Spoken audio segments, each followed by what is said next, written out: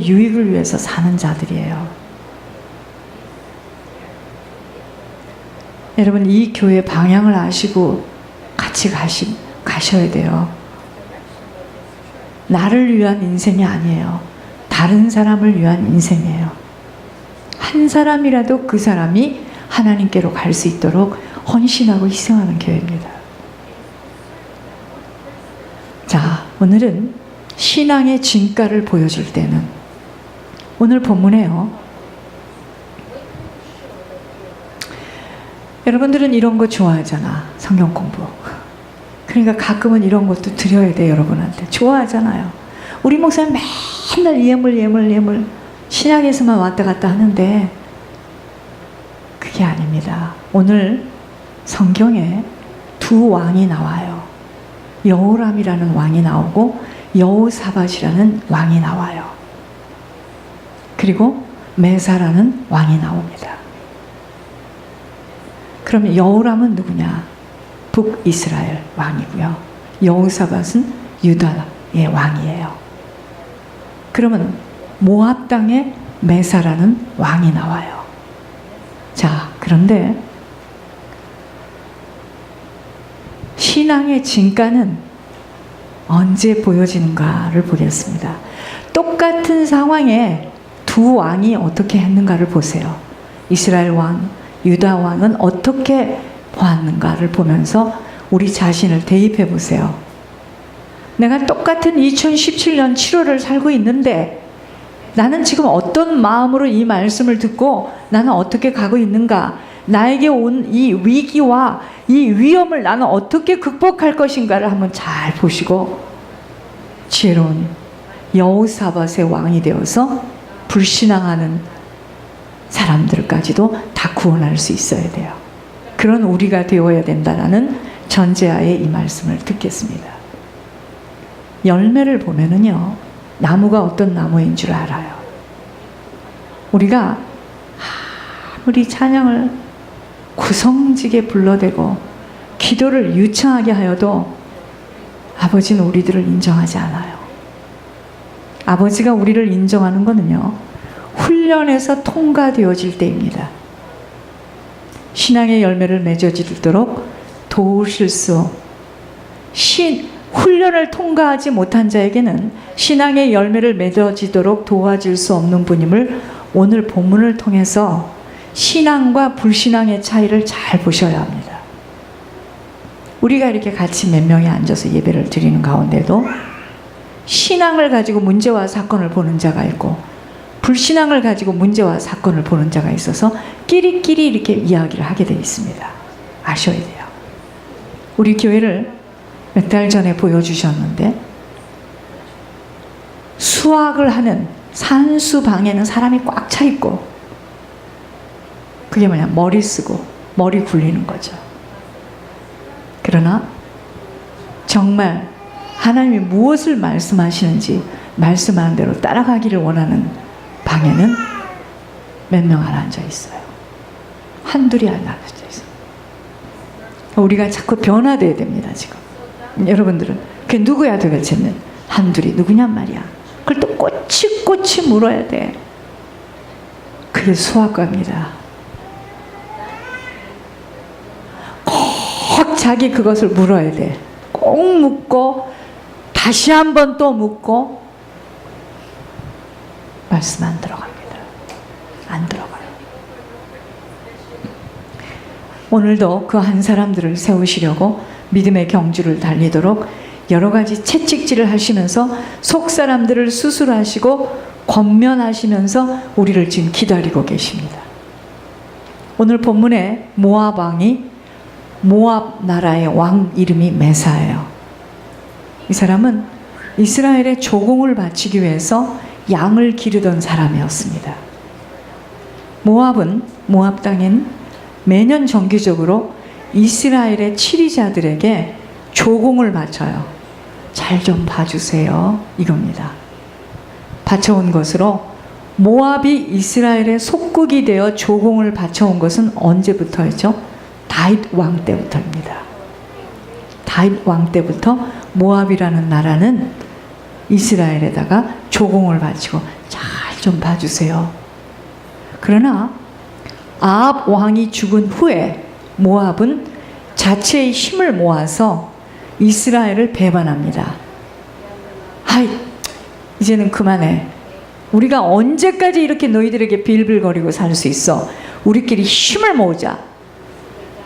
모압의 메사 왕이 이스라엘에 대하여 반란을 일으킨 시기는 아합 왕이 죽고 여호람과 여호사밧이 통치하던 시기로, 이때 메사 왕이 영토 확장에 힘을 쓰던 모압의 전승기였어요. 모압의 전승기 때 모압 나라의 왕이 메사예요. 아까 제가 그랬죠. 여호람은 북이스라엘의 왕이고 여호사밧은 남유다 땅의 왕입니다. 6절에 그때는 이스라엘 왕 여호람이 왕위에 오른 때로 정규 군대와 지방에 있는 군대까지 모두 소집하여 메사 왕에 대한 보복을 꾀했던 것입니다. 왜냐? 이 메사 왕이 이제 힘이 세진 거예요. 전성기라.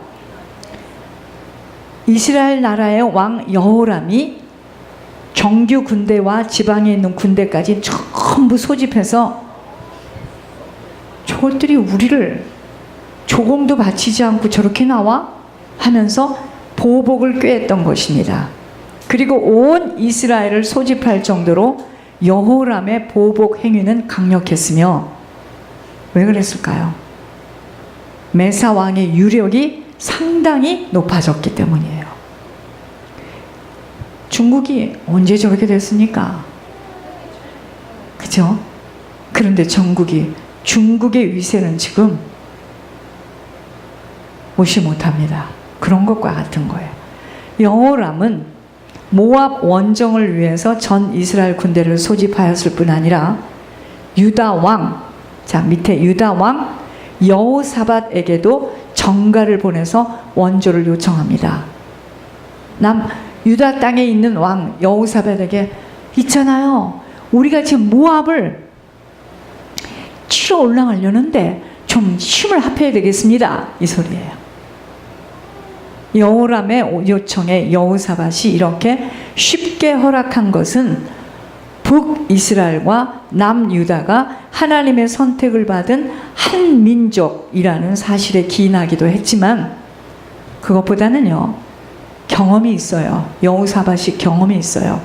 모압과 암몬의 연합군에 의해서 침공을 당해 큰 위기를 겪은 경험이 있었어요. 역대하 20장에 9절에 이스라엘과 유다, 에돔 나라의 동맹군이 광야를 7일 동안이나 방황하며 돌아다니는 것으로, 이것은 사사기 11장 8절에서도 나왔듯이, 자, 이스라엘과 유다와 에돔이 하나가 돼서 이제 동맹군이 돼가지고요, 모압을 지금 치러 들어가는데 광야를 7일 동안이나 방황하며 돌아다녀요. 어디로 가야 될지를 몰라. 자, 이러한 방황은 여호와의 뜻에 순종하지 않은 이스라엘에 대한 하나님의 징벌로 인한 결과예요. 징계입니다. 우리들에게도 하나님을 올바르게 섬기지 못하고 세상 방식대로 살아갈 때 정말 인생 아무것도 세워지지 못하고 방황하며 이것저것 아무리 애쓰고 힘써 보지만 훗날에 보니까 아무것도 세워지지 못한 우리들 개인과 가정을 확인하게 됨이 바로 하나님의 징벌이에요. 저는 이 말씀이 어떻게 제 개인하고 맞는지, 하나님께서 불렀습니다. 분명히 이 가정을 주의 종의 가정을 불렀는데, 아니 어떻게 우리가 그런 길을 가 하고 방황하니까 그동안에 했던 모든 것들은 뭐죠? 아무리 힘쓰고 애써도 아무것도 세워지지 못하고 결국은 잡혀서 이렇게 올 걸 일찍 좀 나 여기 있습니다 하고 무릎을 꿇었으면 얼마나 좋았겠습니까? 연합군이 7일 동안 방황하며 지나간 곳은 에돔과 모압의 경계가 되는 바위 골짜기로 사시사철 계속 물이 흐르는 강이 있었어요. 원래는 그 강에 이르기만 하면 병사나 육축을 위한 충분한 물을 공급받을 수 있었는데, 참, 이 동맹군이 이스라엘, 유다, 이 에돔 나라의 동맹군이 거기를 지나러 지금 가보니까 강이 말라 있어요. 예기치 않은 강이 말라 있어요. 자, 보세요. 지금 물이 말라 있었으면 연합군이 광야의 길로 진군하고 있었기에 가장 필요한 물이 필요했겠죠. 왜요? 군인만 가나요? 짐승도 같이 가잖아요. 타고도 가야 되고. 하나님의 징벌이었습니다. 그런데 물을 마시지 못하도록 강이 말랐어요. 광야에 있는 시내는 비가 올 때만 흐르는 곳이기에 비가 오지 않는 시기에는 물을 얻기가 무척이나 힘이 드는 것이었습니다. 그런데 보세요. 10절에 여호람이 뭐라 그러죠? 하나님을 그때서 인식합니다. 여호람의 어리석음을 보여주고 있어요. 모압 원정을 준비할 때는 하나님과는 전혀 상관없이 독단적인 생각에 의해 무력으로 이를 꾀하던 그가 이제 환난에 닥친 뒤에야 비로소 이러한 상황을 하나님의 심판으로 깨닫고 후회합니다. 여러분들 꼭 좀 우리와 비슷한 얘기 아닙니까? 이와 같이 믿음으로 일을 시작하지 않은 사람은요, 공경에 직면할 때만이 믿음으로 대처하지 못한 것에 대해서 후회하기 십상이고, 자, 그 사람이 믿음으로 살지 않았고 믿음으로 선택하지 않은 것을 언제 아느냐면요, 공경에 직면했을 때, 어려움이 왔을 때, 그때 내가 오는 게 아니었는데 내가 그 교회에서 떠나버렸구나. 지금은 몰라요. 어려움이 닥쳤을 때, 내가 믿음의 길을 놓쳤구나. 믿음으로 대처하지 못한 것에 대해서 후회하기 십상이고 남에게 그 원망을 돌리기 일쑤입니다. 이러한 태도가 바로 믿음 없는 자의 전형적인 모습이에요. 너 때문이야. 너 때문이야. 우리 엄마 때문이야. 내 부인 때문이야. 이 집은 저 엄마가 문제야. 아우성을 칩니다. 왜 엄마가 문제입니까? 하나님께서 구원해 주시려고 하는데. 11절에 그러나 유다왕, 아래쪽 유다왕, 남쪽의 여호사밧은 신앙과 소망을 갖고 여호와의 선지자를 찾아요. 열왕기상 22장 5절 7절에서도 여호사밧은 거짓 선지자의 의견을 듣기보다는 참 선지자의 말을 듣기 원하였는데, 이 본문에서도 신실한 믿음으로 이스라엘과 유다, 에돔의 병사들까지도 기적적으로 승리할 수 있도록 지혜로운 반응을 한 장본이 누구죠? 여호사밧이에요. 여호사밧이 선지자를 찾아요. 엘리사를 찾습니다. 믿음의 사람 여호사밧을 위한 하나님의 사랑 때문에 엘리사가 이제 거기까지 옵니다. 물론 또 여호람에게도 보여주고 싶은 거 있어요. 지금 하나님이 여호사밧이 이스라엘과 동맹 맺은 것을 하나님은 기뻐하시지는 않았지만 그의 신앙을 알고 있었던 하나님은 그를 끝까지 지키셨던 것입니다. 또한 여호람에게, 북이스라엘의 왕이죠, 이스라엘의 참 보호자는 여호와 한 분이심을 보이시기 위해서 엘리사를 성령의 감동으로 이곳까지 오시게 하시는 겁니다. 이러한 공경으로 인하여서 이스라엘, 유다, 모압의 왕들이, 에돔의 왕이 겸손히 엘리사에게로 갑니다. 모압의 왕이 가죠. 모압의 왕. 이스라엘과 유다와 모압의 메사 왕이 겸손히 이제 죽게 생겼거든요. 갑니다. 13절에 그런데 엘리사가 그럽니다. 내가 당신과 무슨 상관이 있나이까? 하고 엘리사가 여호람에게 꾸짖어요. 여러분, 여호람이 누구냐면요, 아버지가 아합이고 어머니가 이세벨입니다. 굉장한 가문이죠. 여호람이 바알 신상을 제거하기는 하였지만 당시의 바알 제사장들이 여전히 아무런 제재를 받지 않고 활동하고 있었기에 어머니가 아직 살아있거든. 이세벨, 그 유명한 이세벨이 살아있기 때문에 자신의 이기적인 사욕을 못 버린 거예요. 어머니가 살아있으니까 바알 신상을 제거하긴 했지만 바알 제사장들을 묶어야 되는데 아무런 제재를 가하지를 못하는 거예요. 진정한 개혁 운동을 하도록 하기 위해서 엘리사는 여호람을 꾸짖을 수밖에 없게 돼요. 아직도 바알 종교를 온 이스라엘에다 퍼뜨린 이세벨이 지금 살고 있다 이 말이죠. 그러니까 여호람은 그 어머니 이세벨의 눈치를 보고 미지근하게 행동을 할 수밖에 없어요. 큰일 납니다. 이러면 정에 묶여서, 육신에 묶여서. 만일 이러한 책망을 여호람 왕이 충심으로 받아들이고 진실로 여호와께로 돌아왔다면 그 후에 여호람 왕이 피살되지 않습니다. 그리고 그 가문은 풍지박살이 나요. 이 한 사람의 우유부단한 성품으로 인하여서.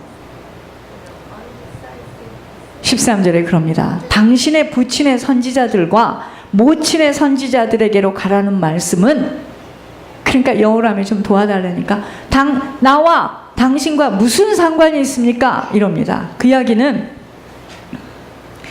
여호람과 그 부모의 우상 숭배를 꾸짖는 것으로 길앗 라못으로 올라가는 일에 조언을 해준 아버지 아합의 400명의 선지자들과 어머니 이세벨이 섬기는 바알 선지자들을 염두에 두고 한 말로 이 말이에요. 그 선지자에게는 당신이 요구할 권리가 있지만 나 엘리사에게는 없습니다. 요구하지 마세요. 이 소리예요. 엘리사는요, 우상 숭배를 기막히도 하였던 부모를 가진 여호람 왕 앞에서 담대하게 죄악에 대한 거룩한 분노를 말해요. 눈치 보지 않아요. 무서워하지 않습니다. 그것이 선지자예요. 선지자 엘리사는 왕 앞에서도 조금도 두려워하지 않고 불의를 책망하는 모습입니다. 그러면서 말을 안 했지만 본인은 하나님 앞에서 예배드리고 봉사하는 하나님의 종이자 대사임을 말해요. 하늘의 대사임을 말합니다.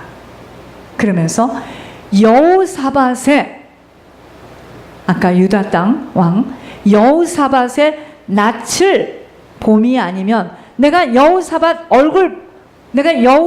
낯을 봄이 아니면 이라고 표현하면 하나님께서 여호사밧이 행한 선한 일을 기억하고 계시기에 나는 하나님을 섬기는 대사로서 여호사밧 때문에 도와주겠다 이 말이에요. 여호사밧이 산당과 우상을 제거하고 선지자들과 레위인들을 세워서 백성들에게 율법을 가르친 선행이 있기 때문에 주님은 기억하고 계시어 자비를 베풀어 주셨습니다. 그렇지만 여호사밧에게도 흠이 없었던 것은 아니에요. 길앗 라못에서 악한 아왕을 도운 것, 이건 흠이죠. 오빌로 가는 배들을 건져주기 위해서 아하시아와 결탁했던 일, 그리고 하나님 허락 없이 지금 본문에서처럼 모압 원정에 참여하기 위해서 여호람과 에돔 왕과 동행하는 일 등은, 이런 것들은 결코 선한 일이 될 수 없는 흠이지만 과거에 행한 여호사밧의 선행을 기억하시고 끝까지 구원을 베푸시는 것입니다. 본문을 통하여 우리들에게 주시고자 하시는 하나님의 뜻은 위기에 부딪혔을 때 그저 보이는 환경에 눌려서 어쩔 줄을 몰라 허둥대지 말고 평상시에 갖고 있는 하나님에 대한 믿음으로 자신의 신앙을 탁 보여줄 수 있어야 돼요.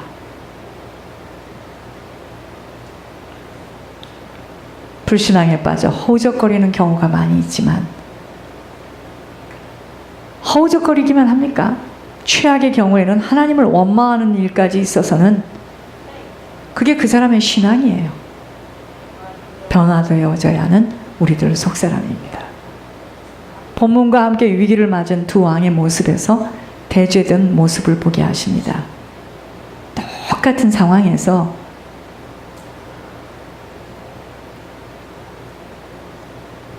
시내가 말라가지고 물이 없는데 지금 못 가잖아요. 그 위기 속에서 이스라엘 왕 여호람은 자기의 불신앙적 태도를 적나라하게 드러내었고, 유다 왕 여호사밧은 철저한 믿음의 신앙적인 자세로 참된 지혜를 드러내어 주고 있는 것을 봅니다. 여호람과 여호사밧이 똑같은 공경에 부딪혔음에도 불구하고 여호람은 그런 일로 하나님을 원망하였고, 여호사밧은 하나님을 찾아요.